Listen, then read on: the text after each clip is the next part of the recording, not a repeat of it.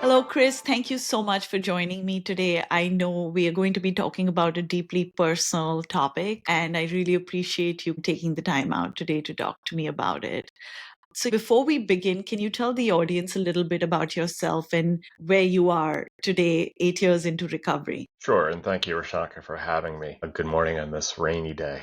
Um, Hi, my name is Chris Regan. I'm 53 years old, married with 3 adult children. President and CEO of a federal government IT contractor that I started 28 years ago. I'm a Marine Corps veteran, founder of the Regan Foundation, and also an elected official in the municipality where I live in. More importantly, I am an alcoholic. I have been alcohol and drug free, however, for just about 8 years now, taking my last drink 2,508 days ago. I speak regularly to my community at large, to children, adults, and anyone who will listen about my story and how I got to where I am today. So, 8 years into recovery, are you counting days? How are you keeping track of it? So the best way to do it is via an app using modern technology. It's positive affirmations, it's milestones, and you can do as many. I use the I Am Sober app, and it was recommended to me when I actually went into rehab or checked out of rehab, since you can't have phones there. And I use it daily. It's a daily reminder. How are you feeling about being sober for 8 years? I'm sure it must feel great. You've achieved so much. I know it's a very difficult thing to overcome. How do you feel right now talking about it? I feel blessed to be able to talk about it. I think if my story or anything that I can say can resonate to even a single individual, then I will have done a fabulous job, kind of shown worth outside of anything material or anything there. And it's to my children, it's to anybody. If my story can resonate and help a single individual seek and find help, or just say that for you had the same experience but were able to take that next step. And through my journey, I can show you, how it was just the best thing that I have ever done in my life, besides being married and having children. Chris, when I reached out to you for the podcast and we were brainstorming different ideas, what we could talk about, and I know this was definitely not even in the top 10 topics. And then as we got talking, this came out of nowhere, and I knew that this was what I really wanted to talk about with you. And it really surprised me that you have been so successful, whether it's your marine career or this, you're a CEO of a government contracting company now. And I just wondered, where did alcoholism come in this whole picture? As we were talking, I was just thinking, like, how can such a successful man in the past and even now have an addiction like this? So talk to me a little bit about, when did this all start? Did it start as recreational drinking? And when did you really realize that this is a problem? Sure. Looking back, I see how my drinking and career success were actually intertwined for a long time. It started, I guess, innocently enough. Celebratory drinks after closing deals, happy hours with clients, wine at business lunches and dinners, sometimes even 2 lunches a day. I even had a wine locker at the most popular restaurant here in Connecticut for almost 10 years. In my industry, drinking was part of the culture. It was normal.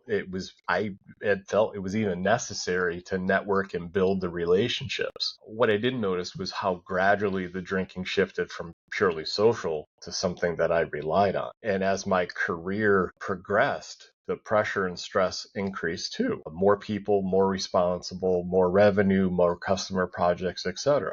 And then I started to have a drink at home to unwind after long days. And it became 2 drinks, then more, and even up to the end, prior to checking into rehab, I think I was up to almost 3 bottles of wine or a liter of vodka at night. Success came with higher expectations, longer hours, more anxiety, and trying to manage and maintain that success. And for me, alcohol became a way of coping with the pressure. Turn off the racing, scattered mind when I can't sleep thinking about work, and dulling the pain of lingering injuries I had received while I was a Marine. And I also had a serious car accident in the mid 2000s. And the irony is, for years, I appeared to be managing everything perfectly on the outside, still winning awards, advancing the company, hitting the targets, showing up polished and prepared. But my life, I was increasingly, trying to schedule things around the drinking. Maybe a morning meeting needs to happen in the early afternoon when I thought I could be hungover the next day. And maybe I would choose between 3 or 4 work events to where I could optimize my drinking and my schedule so that at 4 o'clock I started to wind down and by 8 o'clock I was finished. It was only when my health started suffering and my relationships outside of work began to fall apart that I had to admit that what was casual drinking became something I just couldn't control.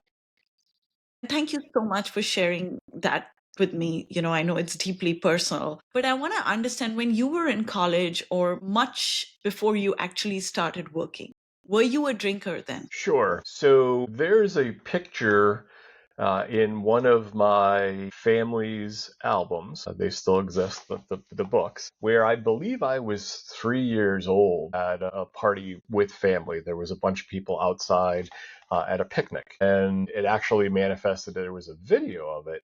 And it's me holding at 3 a small beer bottle, drinking from it, and the family members that were around were all laughing and taking a look at the kid who's dizzy and walking around, and it was something at that point in time was really Where an was your issue. mom? They were my parents were over in the corner. It was the mid 70s. Times were a little bit different and freer back then.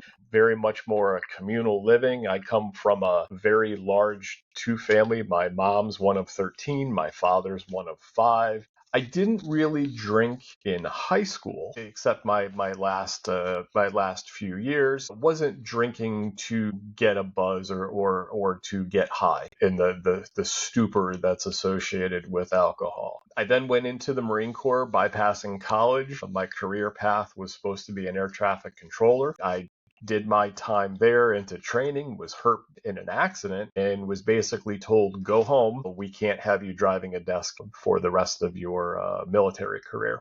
And when I did that in my very early 20s, 21, 22, it was commonplace on a daily basis to take a drink or two or to organize, maybe just on the weekends at that point in time. So it kind of started young, right? There was there was no absence of alcohol in my growing up. Yeah. And, when I was reading about alcoholism, a lot of papers said that people who have traumas or have had a disturbed childhood or some kind of emotions which were not expressed, come out in different ways when they're older, whether it's an addiction or mental health issues or just aggressive behavior in general. Do you think you had something like that when you were a child? Even if it's something as small as neglect, sometimes there was neglect from family, or because it was such a big family, it's hard to give attention to each child. So I wouldn't I wouldn't say neglect by today's definitions or Yeah. even back then. I think today's definitions of neglect are quite a bit stricter than they were then. My upbringing, so today we have ADHD, we have Asperger's, we have anxiety and OCD, not just thoughts, but their diagnosis. I think I had undiagnosed ADHD. I think I had severe anxiety, obsessive compulsive disorder while I was growing up, and was pretty much left to myself. Was very poor in school, wasn't somebody, I could figure it out ultimately, but I had to do it myself. So I just think that I was probably too anxious, too compulsive and obsessive, too much anxiety,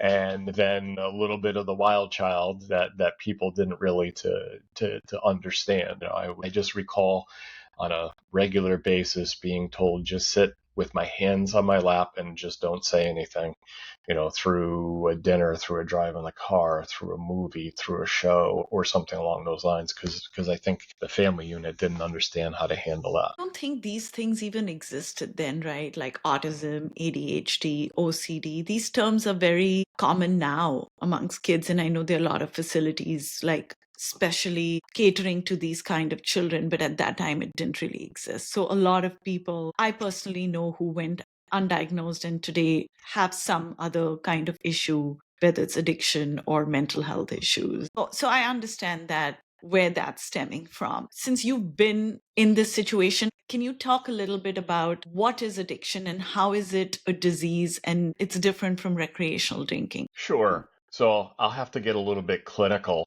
Yeah. And that's what I need. I need people to understand that it's not frivolous. This is something that's deeper than just going out for a drink. It's a disease that's coming from within. Absolutely. So, as I understand it, and I do talk about it, and I start with the baseline definition that it's a chronic brain disorder. It's characterized by compulsive substance use or behavior despite the harmful consequences. It's officially classified as a disease by major medical organizations because it involves fundamental changes to the brain, both its structure and its function. So when you break it down, the disease model of addiction recognizes four major characteristics. First is brain changes, and there is absolutely proof over the last 30, 40, 50 years where through a number of different tests, both cognitive and medical MRIs, etc., addiction alters the brain circuitry involved in rewards, motivation, learning, judgment, and absolutely memory. Everybody talks about having too much to drink the night before or having ingested some type of substance where it just is a mind eraser. You don't remember at times what you did last night. Second is compulsivity. People with addiction continue using the substances despite the negative consequences. It happens over and over again. You know it's bad for you, but let's just go through it and power through it anyway. It's progressive in nature. It worsens over time when there is no intervention. I've never heard of an addict over time who continues to use that addiction becomes less of a problem. It's once you've fallen into that trap, there is no place else but to go than down because it just compounds and compounds and compounds. You said it's progressive in nature. Sorry to interrupt you, but I want to understand that part. What is the meaning of progressive in nature? Do you go from one drink to 10, or does the Usually, frequency increase? it's both. You can gradually or quickly go from 1 to 10. There's a certain reward system within our bodies. You do something that feels good, you generally want to do that again. If you do something that lets you forget or lets you become a bit more, let's say, relaxed or helps you sleep more, you continue those things. There's a reward system within our body. It does. The more you drink, the more you want to continue to drink in both quantity and quality over a period of time. There is a dependency within the body that what one drink did for you a year ago, you don't even feel it. You may not even feel it to the third or fourth now after having that rewiring of your brain chemistry in there so that the more you need, it compounds. So you mean like you don't feel intoxicated? Right away, no. So you may, if you've never drank your entire life, and let's say you're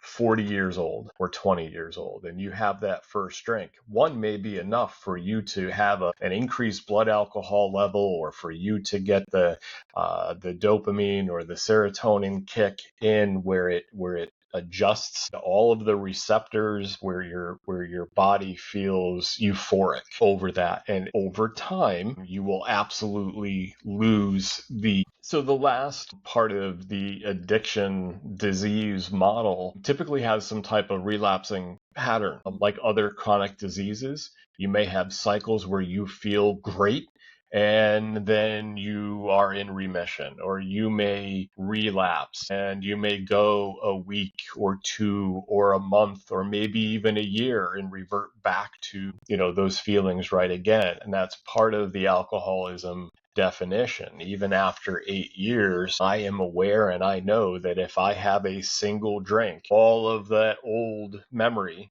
That's still there, and the brain rewiring would be triggered instantly. It would be a 0 to 100 miles an hour where I would suddenly be back right into the game. And what distinguishes the last part of your question, addiction from recreational use or habits, is control.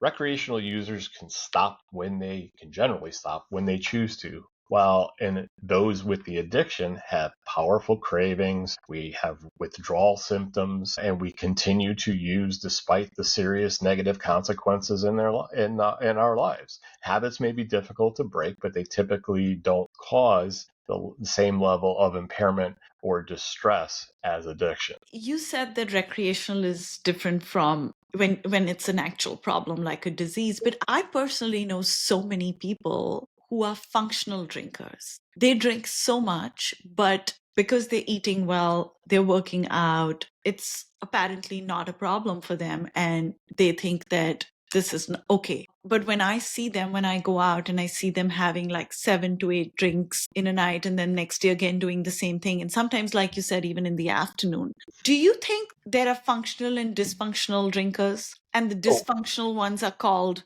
the alcoholics, and the functional ones are just, it's called recreational. so I wouldn't put it in those terms. A functioning alcoholic is somebody who, despite a quantity, and it could be one, it could be 10 drinks, can go ahead. Some functioning alcoholics can drive just fine. The blood alcohol levels that are associated with what's legal or illegal, you often hear about police pulling over somebody or doing a random spot check. They say they've had no drinks, they've had 8, and they're asked to do a field sobriety test, and they walk the straight line just perfect. Or you can show up to a 7 a.m. meeting after being out till 2 a.m. in the morning and be spot on and be just fine. It's different for everybody. If there is some level of dependence and you don't think you can get through the day or the function or the event or the dinner or the lunch or whatever it is that you have, and you're looking at the clock as to when you can take your first drink or have a pill or something else, then it kind of falls at what functioning and non-functioning and dependent. Somebody who's taking 7 to 8 drinks scientifically is doing damage to their liver. Their brain is being rewired. There is no question about it. Some people may not have health consequences as a result. The liver is an essential, vital organ to clean out the waste from the system. Everybody's body handles substances differently, and I think some genetically are more optimized than others. So if somebody's thinking about, like you said, looking at the time that when am I going to have my next drink, that clearly is a problem and indicates alcoholism. It doesn't indicate alcoholism, but it dictates a problem. So it's a fine line, and I think a deeply personal one, to have a diagnosis. If you go to a doctor and they ask you the question, okay, how many drinks do you have in a week? They usually say in a week or a month. And the funny thing about it is all of the doctors I know will come back and they immediately double the amount that people actually say they drink. So if you come back and say, I have 5 drinks a week, and you think that's okay, they write down 10. I've seen my own medical paperwork from years before I was, thanks to the internet and everything being online now, I can see the notes. And for me, there was not that convincing factor where I said 5. That seems to be the normal. I'll have one glass of wine with dinner every night. Okay, great. I may have been having 8. I am embarrassed to say 40 drinks a week. But anything more than a drink a night is generally considered, to health individuals, problematic. Chris, we talked a lot about alcoholism, but there's so many other addictions that people end up in, whether it's behavior or substance addictions. Have you had an experience with any other addictions, and do you have any other kind of knowledge about these kind of addictions? Do you think they're interconnected, all the addictions? Sure. So what other types of addictions? Most people think about alcoholism first because I think that is the most prominent. So if you take a look at a crowd, I'm not going to say half, I'm not going to say a third, but a significant amount of that sampling of 100 people would be clinically diagnosed as alcoholics. Many other types are just as destructive, though. When you take a look at substance addictions, people struggle with drugs like opioids, prescription painkillers, and heroin, and fentanyl, and different opioid receptors treat pain a little bit different. Sometimes you do stimulants like cocaine or meth, even marijuana, and even things we may not immediately think of as drugs, like even caffeine or nicotine. Addiction goes beyond those substances, though. Behavioral addictions are just as powerful. Take things like gambling, where people can't stop even though they're losing everything.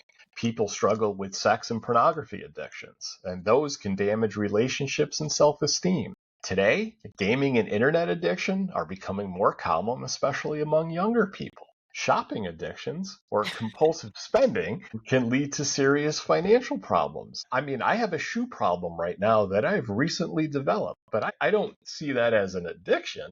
My dad has a shoe problem. Yeah, he does. There's people who I mean, things that like, some people develop exercise addictions where they work out to this unhealthy extreme, or have food addictions, which includes binge eating or compulsive eating behaviors, including not eating. And there's different spectrum there. It's important to understand, though, that all of the addictions, whether they're substances or behaviors, share the same patterns in how they affect your brain and potentially a person's life. They all involve compulsive use despite the negative consequences. They all develop some sort of tolerance, needing more to get the same effect. And the withdrawal symptoms include perhaps even saying that you can no longer shop for shoes. And I'm talking about myself personally. No matter what form it takes, addiction is about using something external to manage internal feelings. And recovery means finding healthier ways to cope. Speaking about recovery, when we were talking earlier, you said you hit rock bottom. And this is something that's so personal. It's so like it depends on each individual what rock bottom looks like. If you're comfortable sharing with me what it was like for you, like I would love to listen to what was the catalyst when you decided to make the change in your life. So I'd like to think that I had such a profound experience. I mean, some people, are arrested because they have a DUI, and that's the catalyst for which to change. My story in my life was kind of boring.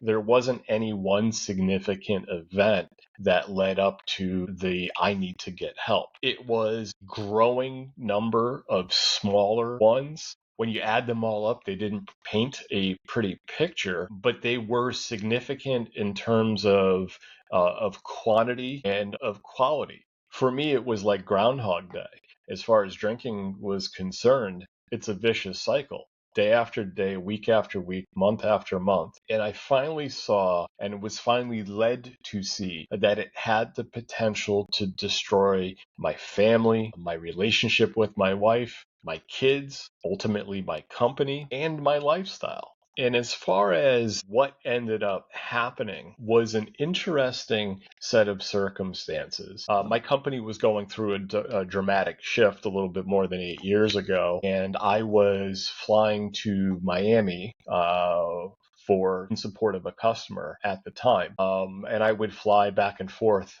every day, fly down in the morning, come back late at night, and just rinse and repeat. And there was an individual who led the customer project, was a very senior executive at a very public company, who we had become very much friends. We would go out socially for lunches, and then there was times where we would get together. And I did notice he never drank.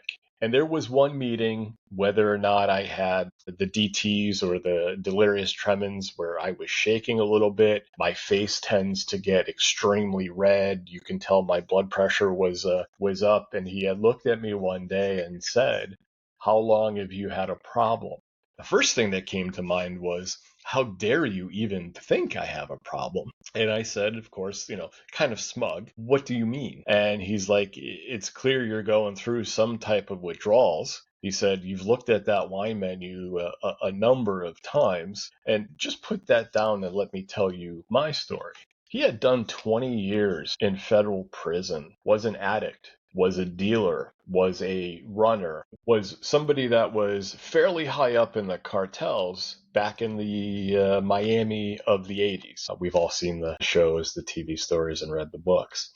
And ultimately, he was arrested, prosecuted, and put in the federal penitentiary for about a 20-year sentence. He left. He was clean of all substances. And I know prison, drinking in prison is not something that's tolerated, especially when he was considered one of the most severe bad guys. It's not just tolerated, it's not available. You have limited accessibility to substances. And he looked in my eye and he said, if you need to have that drink during lunch, feel free, if it can just get you through the day. He said, but if you want to continue doing business with me, you are going to check yourself into rehab. And he asked me to grab my laptop. So he opens up a search engine, asks me my address, and starts writing down 3 different rehab that accept inpatients for a period of time.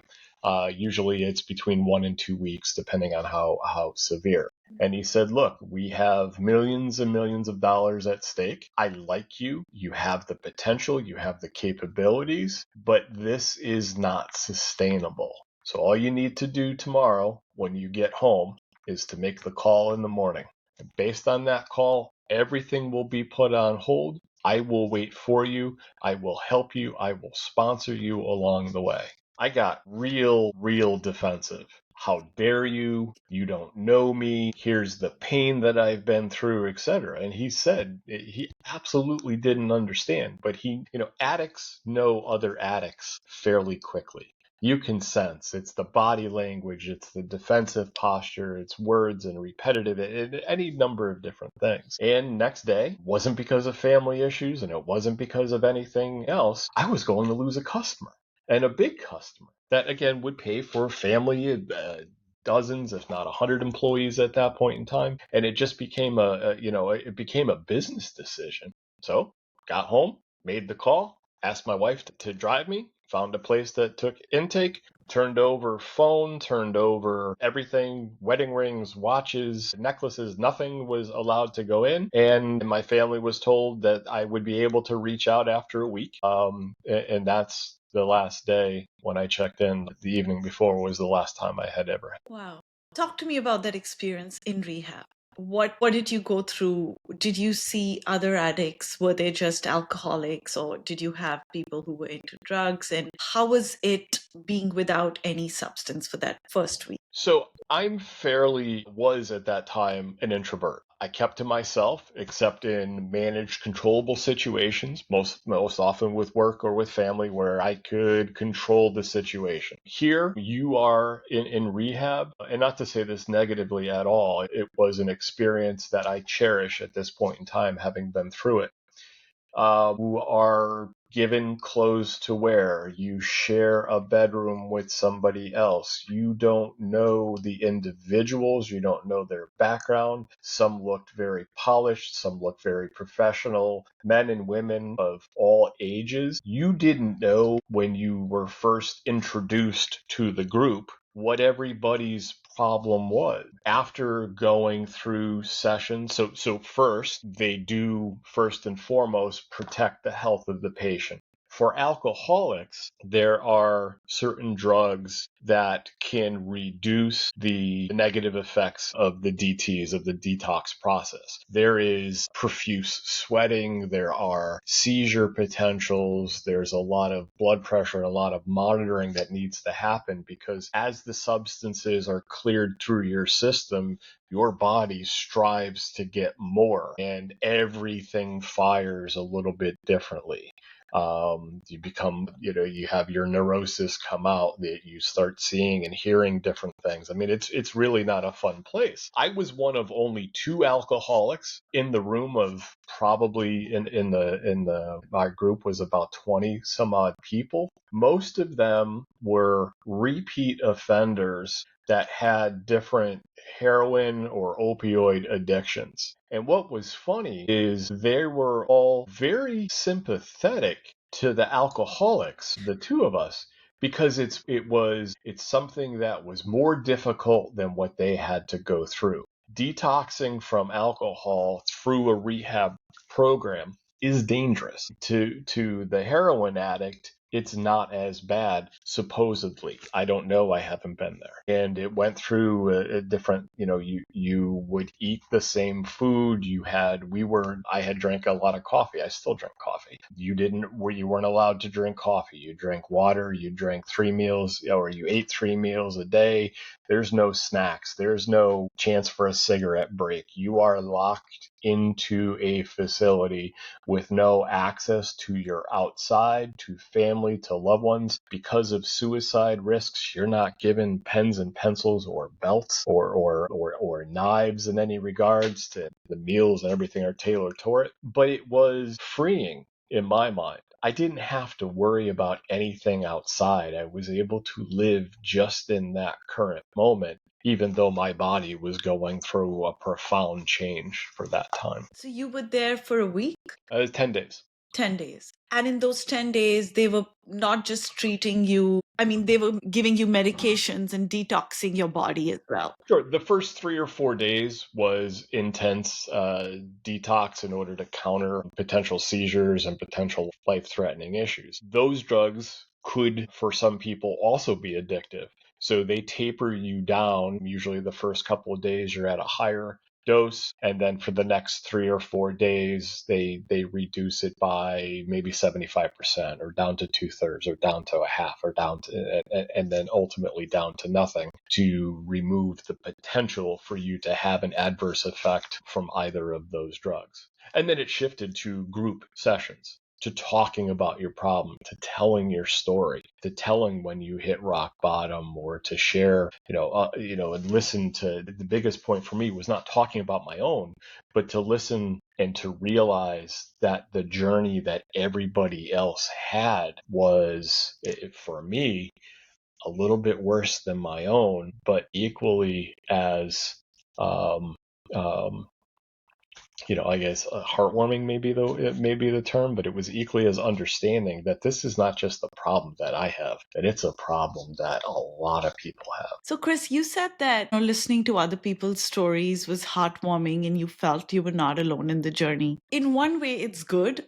when you see these people and it's encouraging, but you think it's also makes you feel like, oh my God, this is bad. Now I don't want to end up like them. So it's an interesting, seeing an addict, seeing somebody sitting on a street corner, strung out, perhaps, or passed out when walking through the street, is a lot different, and society handles and tries to, you avoid those people. That's just people in the essence of who we are, unless you're a trained professional and you don't know what to do and you don't know what the story was. A lot of the people in rehab that I was with, the difference was, some of the people were there voluntarily, some of the people were court ordered and just having to go through the motions in order to stop a potentially prison time or anything else. I didn't go to one of these celebrity rehabs where it's only for ultra wealthy and it's done in, no offense, in like Malibu under great settings, and you're doing yoga 12 times a day and you're doing your meditation all the period of time. These were people in a quasi prison-ish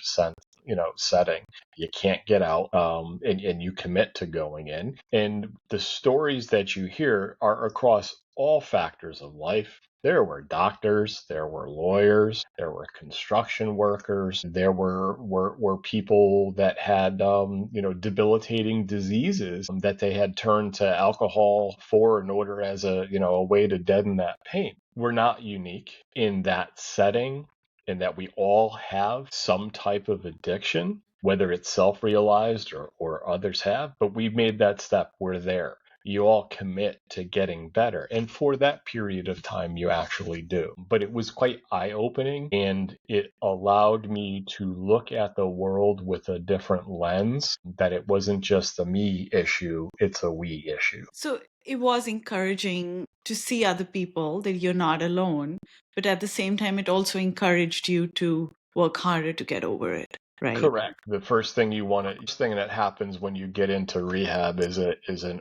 overwhelming desire to get out. And you take the steps and you commit, whether it be a program, whether it be a certain period of time, whether it be completion of X number of hours or X number of sessions, you commit to doing what it takes to get yourself better. You were being treated to detoxify and, get the toxins out of your body. Right. What are the other kind of things or help that's available for addicts? So there's Apart from rehab, I know right. there's rehab and detoxing.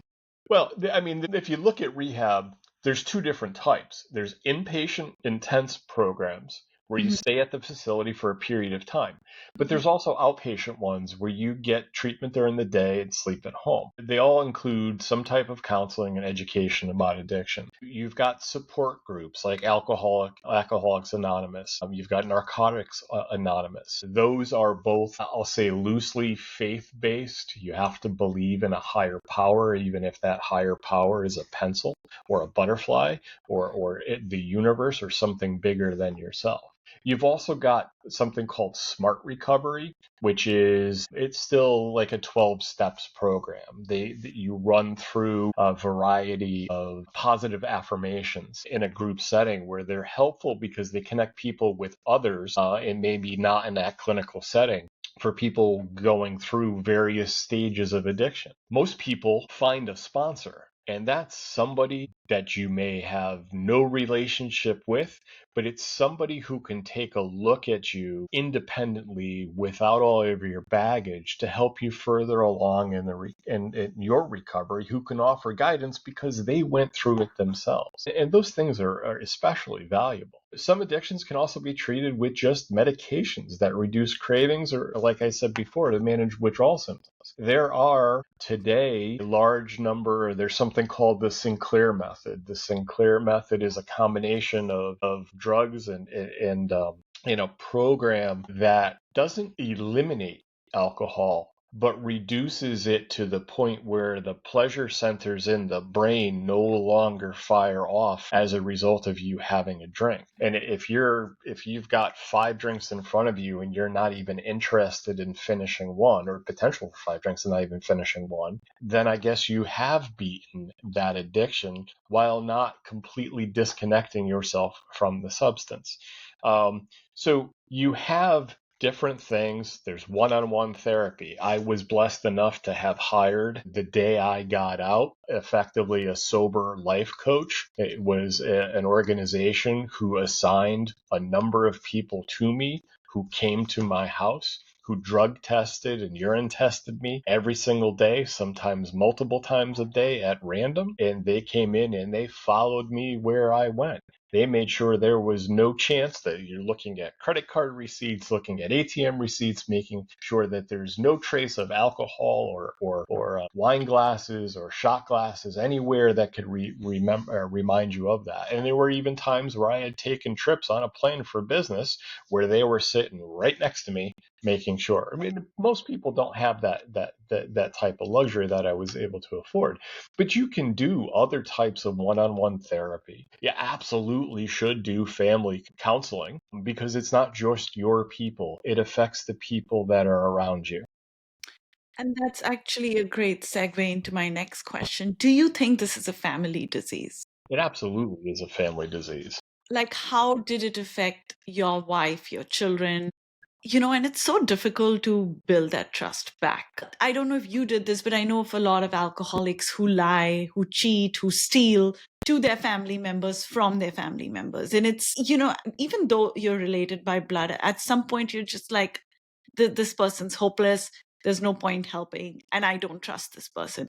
How do you build that trust back? Addiction affects the whole family, and counselors even call it a family disease. When somebody struggles with an addiction, everyone in the family adapts to the chaos, often in unhealthy ways. For partners, spouses, this means shouldering extra responsibilities, potentially dealing with financial problems, or absolutely experiencing emotional neglect. They may become watchful for signs of substance use or develop codependent behaviors where their life revolves around the addict's problems. For instance, if you're going out to a bar, you might as well join an addict in having a number of drinks just to kind of stay on the same level. Kids face inconsistent parenting, broken promises, and may even take adult responsibilities on too young. And those can lead to trust issues. Extended family members actually get pulled into taking sides or enabling behaviors. What do you mean by enabling? Do you think parents or spouses, they reach the point where they're just like, I cannot help this person, so might as well just give them the money to go get that drink? Well, so You can't win with an alcoholic, right? Unless it comes from within. true. Enabling does happen when somebody helps an addict keeping using drugs or alcohol without meaning to.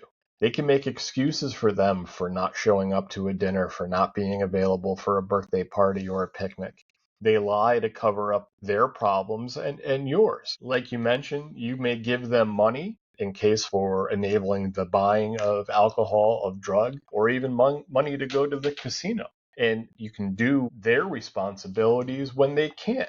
If the garbage needs to go out, for instance, and you're passed out, and that's usually your job, somebody else needs to do it. And there's a lot of, it's not remorse, but it becomes a great deal of animosity towards that individual at the same time. But when somebody enables an addict, they block the addict's consequences and they actually stop the addict from wanting to change. We, as addicts, don't feel the pain of our choices, so why do they need to help? It makes it harder for us to admit we have a problem, and it may even delay from hitting rock bottom. If you need to pick somebody up at the airport, but oops, I forgot, somebody else did it, what are the consequences to those actions? And the moment when things get bad enough, they may finally decide to get help. But again, without those consequences, addicts just keep using, trapped in their addiction a little bit longer. But what I don't understand is, as a parent, spouse, sibling, or a child, it is very difficult to see your family member hurting, right? You cannot see them hit rock bottom, lying in a tent on the side of the road using drugs or alcohol. So in those circumstances, you just feel like I might as well just give him money and like let him do what he or she wants to do. How does one, as a family member, overcome that need to just enable? Because it's very, very difficult to just cut ties, very difficult to cut blood ties. Sometimes it's necessary. You take a look at, as somebody who is enabling somebody else, you take a look at your life. You take a look at, for adults, enabling ends up being something that takes a very heavy personal toll. You may run out of money. You may run out of excuses. You may no longer going to a parent-teacher conference when you're the one parent. You have to shoulder that burden completely yourself. Keep asking them to be involved, but you may need to get help yourself. And a lot of those programs like Al-Anon and Alateen they're for the family and not for the addict to get the individual help. And in a lot of cases they are. But you need to search. You may need to go to counseling. You may need to do some of the exact same things. You may need to go into meditation. You may need to find and soul search within yourself. What's it going to take, and really set the bar as to, or that red line in the sand. If you cross this moment, then I'm turning back. And it may lead to divorce. It may lead to a loss in conversation, or you may ask those people to leave. And what you try to do with the enabling piece is try to avoid that from happening. But you got to understand, if you are enabling, you're just feeding into that perpetual beast, the machine. Do you think people who are addicts, whether it's alcoholism or any other kind of drug, are very selfish? They're more selfish than other people. That's an interesting one. So, yeah. Because you said that they are not feeling the pain, right? Alcoholics are not feeling the pain that the family members are feeling. All they care about is the alcohol or the substance that they need. And when it comes to the substance they want, that's all they think about. They don't care if their parent or wife is on a hospital bed ailing because of the harm that they've caused them. That is why I'm asking, do you think they're more selfish, or it's just the alcohol in your body that makes you behave like that? So if you categorize alcoholism as a disease, Mm-hmm. and you then say somebody with cerebral palsy and has a disease, or somebody that has a loss of a limb or is diabetic or is any number of different diseases, it may have been selfish for their journey to get there. But once they've actually gotten to the point of no return, perhaps, I don't think that selfishness creates or is further fostered. I think the initial, that switch at some point in time where it becomes social to dependent, or there's a point very early on in the progression of the disease where it could be considered selfish and you self-enable by continuing to do the habits and the exercises. But I think ultimately, once you've got a diagnosis, whether via internet doctor, via practitioner, by other family members or societies, etc., I think that level of selfishness goes away. You always feel selfish. At least I did in my experience, but I wouldn't classify other people, alcoholics or addicts, as being selfish per se. Okay. Do you think, I know relapse is possible, and in your case, it did not happen, right? So relapse is absolutely a way of life as far as addiction. I'm fortunate that I never relapsed or have not thus far. Studies statistics show up to 60% of people in recovery have at least one relapse. To not have any is perhaps a miracle, perhaps something else. But when a relapse happens, you have to begin acknowledging that it did, and the recovery may start the very next day.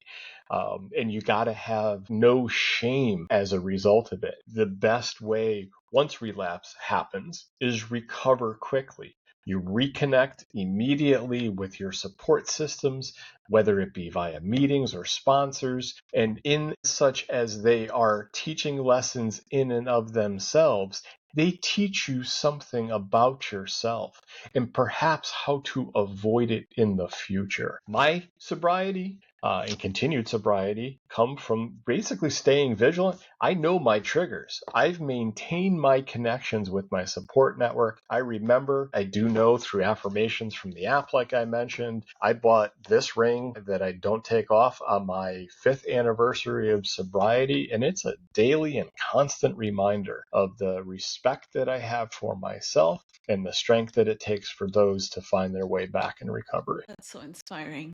Chris, do you think that having a support network and having a sponsor are the key to getting sober? Because sometimes I feel like you can keep relapsing if you don't have that strong support with you, or your sponsor constantly telling you that what you're doing is wrong or your thought process is wrong. Like, you cannot go back there. Do you think they go hand in hand, rehab and having a sponsor? They certainly can go together, but they're not necessary.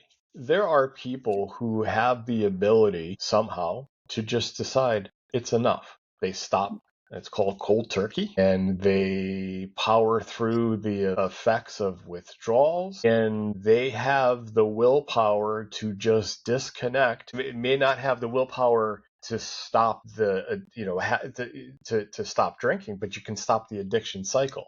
There may be something so profound as sitting in a jail cell after being arrested for DUI, and that's may actually be the end, or the beginning. That may be the end of your addiction and the beginning of sobriety. Sponsors absolutely are people who've been. So the one thing to remember is you're not any different. Somebody has had the same exact problems as you have, regardless of what the addiction. There is, if you choose to accept, a wide support network of millions, hundreds of millions of people who have been able, through history, who have been able to stop the addiction. There may be that wise old friend, but it could also be something as simple as faith. And it's having a belief system perhaps in your sponsor, but it's perhaps in a higher power, connection to the universe, connection to nature, or something else, which helps you get through every single day. I know somebody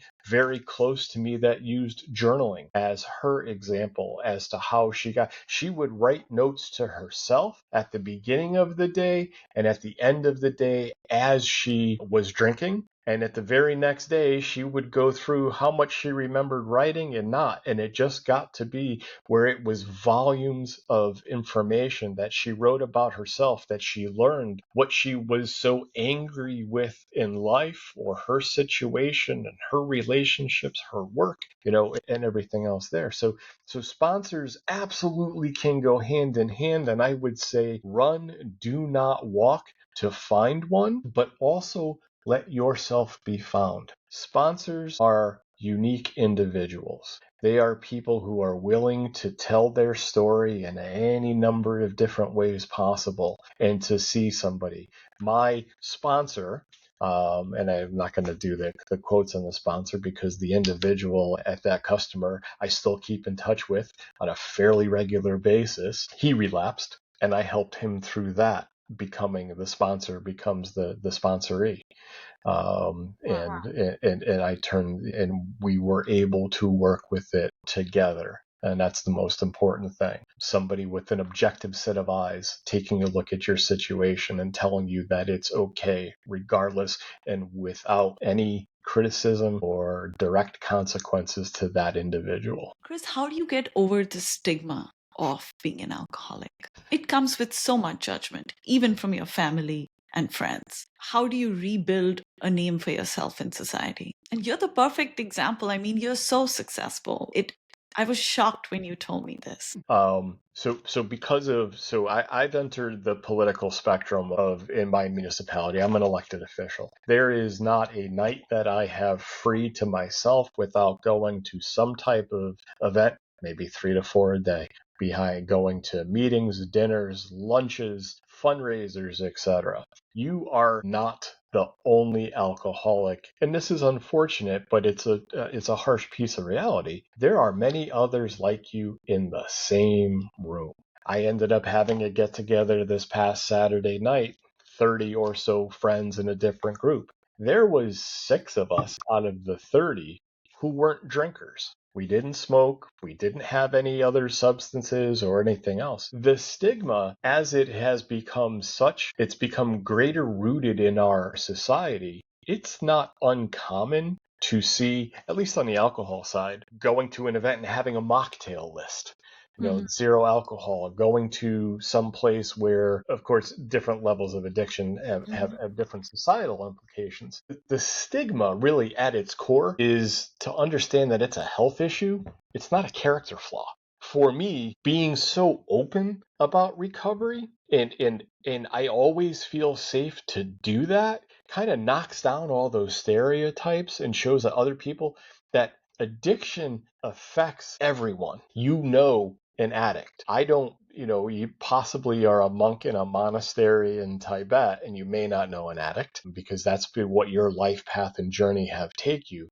But when we walk through in this country, there's addicts all around. And what's the gem is that there are more of us out there who are willing to talk, commiserate, and share our journeys than there are, um, putting our eyes down and not wanting to be involved or engagement. More often than not, for me in social situations right now, recovery and alcoholism is a story, and it's part of my essence and my being, and it's something that I'm proud to tell at this point.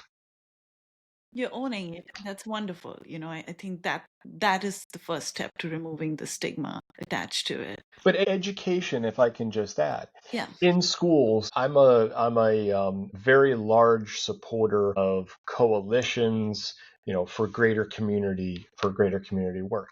It does start in schools. It does start with children and teens, especially when they may have an offer or their parents may leave and there's an alcohol closet or a cabinet full of something, or they may have temptation of some type. but to understand as part of a general health course that addiction is just like every other health problem in the world, and that it's not just something that that happens over there or over at the for certain types of people. It's not a moral flaw. Yeah. Similar to mental health, right? It's it's not that you're crazy, it's just like any other disease. Chris, do you think addicts usually end up dying? Death is the end result. So there's a stronger possibility versus the usual person Mm-hmm. that death is the result of an unchecked addiction. You can literally drink yourself to death. There is a point where your liver stops functioning, and you may just go right back to drinking. There's cirrhosis. There's all types of, you can tell people start yellowing, their eyes, and your body starts breaking down. With opioids, there is how opioids work are as a central nervous system depressant. And what that does is basically stops the signals going up and down your spinal cord into your brain about all of we've all seen the nervous system, the picture of the human body on how the point of your finger attaches to your brain ultimately through nerves and through everything else. You can suppress the nervous system to the point where your heart stops, where your lungs stop. Brain function, your brain tries to keep you as alive as possible for as long as possible. But it is a battle that your body ultimately can't win. Combined with alcohol, it just accelerates the process and leads to death more often than not, unfortunately. So, two things, Chris. You mentioned opioids. Have you been in a situation where you took opioids, of course, for pain management, and your addiction, personality, or nature kind of kicked in, and then you wanted more of those opioids? So my story ends with opioids. I've had a number of surgeries throughout my life. My military career ended up in numerous surgeries, etc., and in lifelong pain.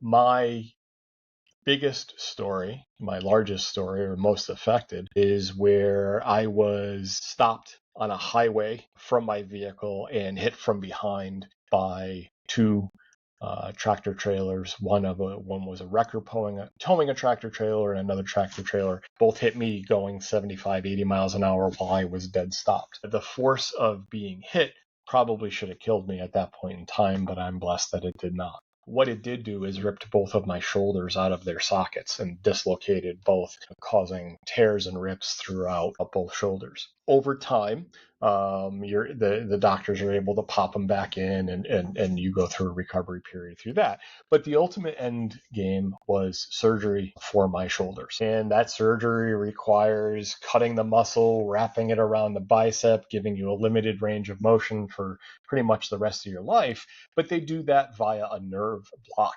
And what that does is basically bisects your body and says this half doesn't feel any pain, but it's limited. The nerve block for mine lasted from anywhere from 12 to 24 hours.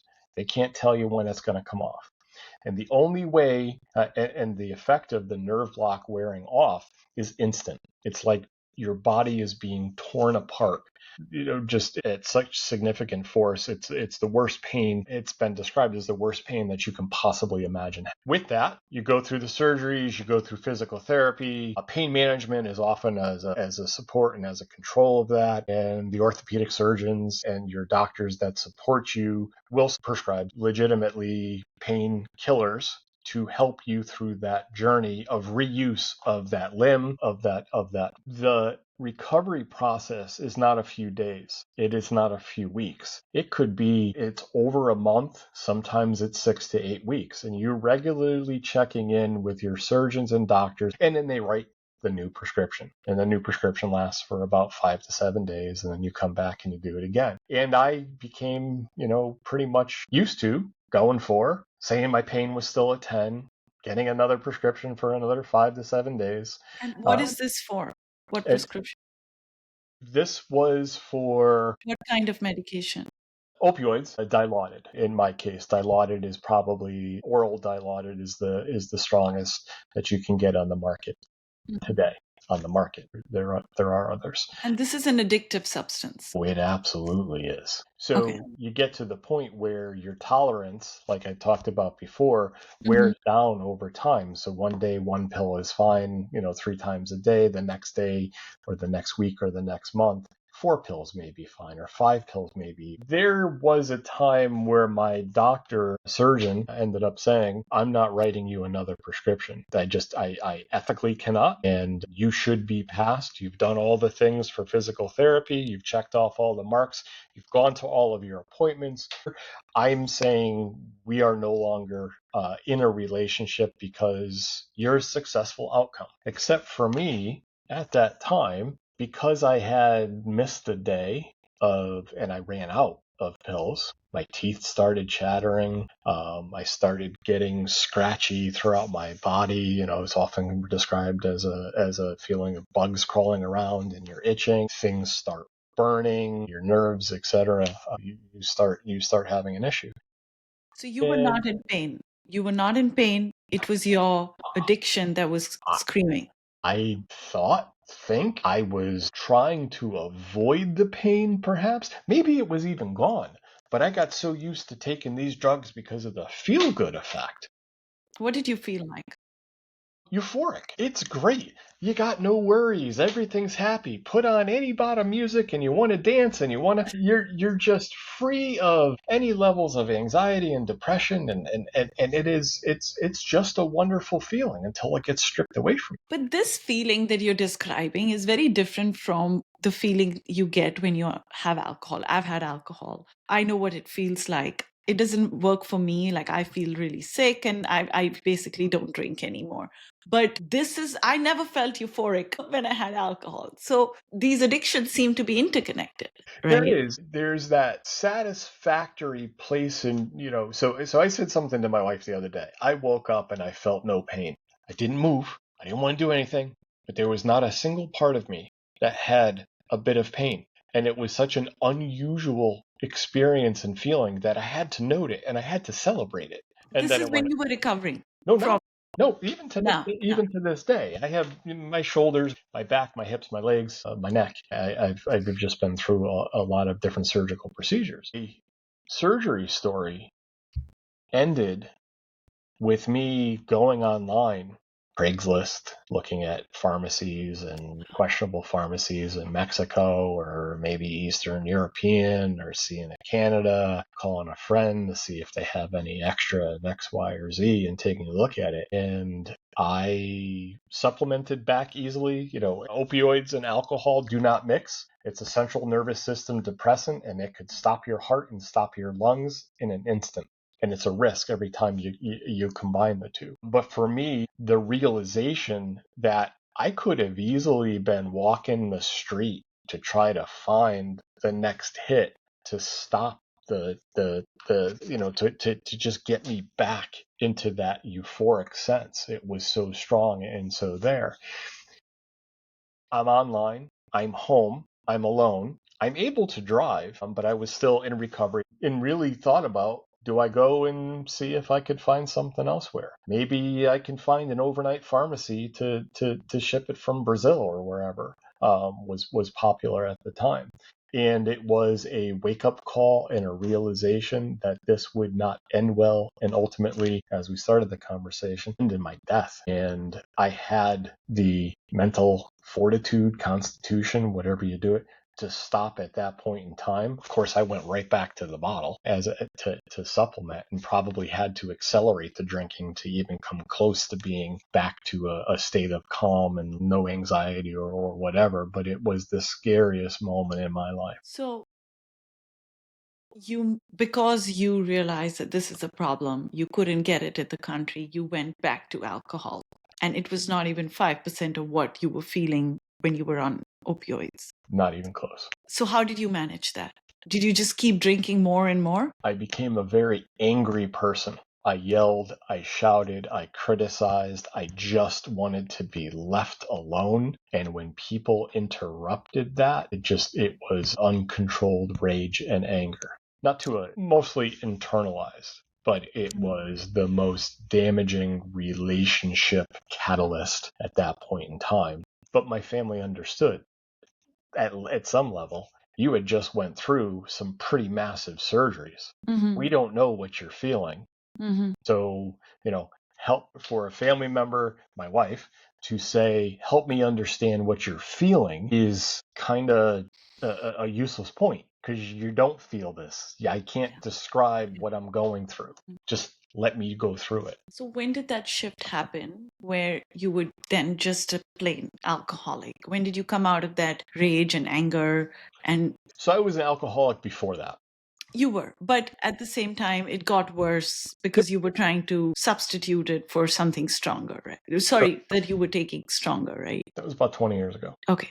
So over time, you kind of became better with just alcohol and convinced yourself that this is it, you're not going back to opioids. Better is probably not the choice of words that I would have used, but yes, I was able to replace alcohol with opioids at that point in time. Okay. And that's when, you continued and your journey began to going to rehab. And Yeah, I went after right. that, you never So went 20. back. So I had a good 12 years since between the surgery and the opioid um, pathway and problem and road that I was taking. I had 12 years of extra hard drinking time, 12 years of continued success, ironically, 12 years of building some relationships and destroying others. Has your wife forgiven you, or was she, I mean, forgiven is the wrong word, but is she back to normal now? The trust and